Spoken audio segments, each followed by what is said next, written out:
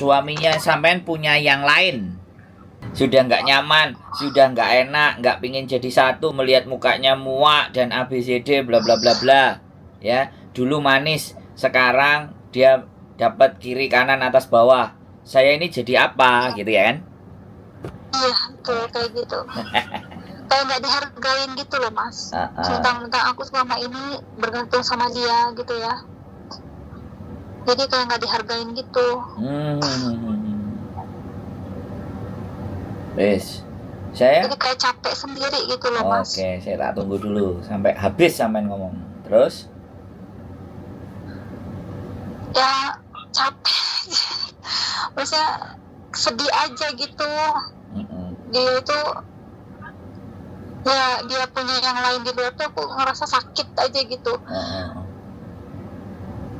Jadi aku harus gimana gitu loh, Mas. Oke.